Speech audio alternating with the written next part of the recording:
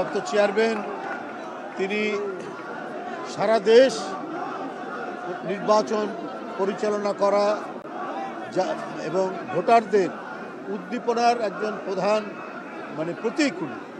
তো উনি যে কোনো জায়গা থেকেই সারা বাংলাদেশে তো তার নেতৃত্ব এবং তার দেশের মানুষ তাকে একজন জাতীয় নেতা হিসাবে বরণ করেছে। তো উনি যে কোনো জায়গা থেকেই উনি দাঁড়াতে পারেন।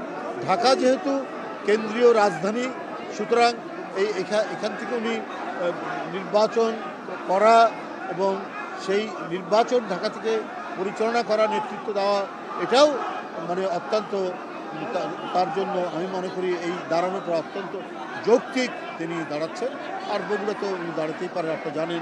ভরসা পেতে নিজেকে হতে হয় পাতের মতো দৃঢ়, ঠিক যেমনটা জেরুসালেম।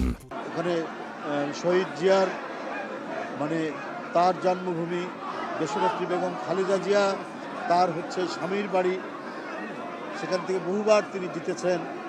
তো জাতীয় নেতারা যে কোনো জায়গা থেকে যে দাঁড়াতে পারেন।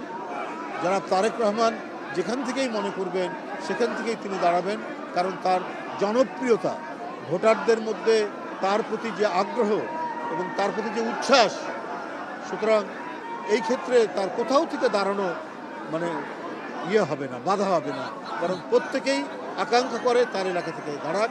তিনি যেটা মনে করবেন তিনি সেখান থেকেই দাঁড়াবেন। জি, থ্যাংক ইউ।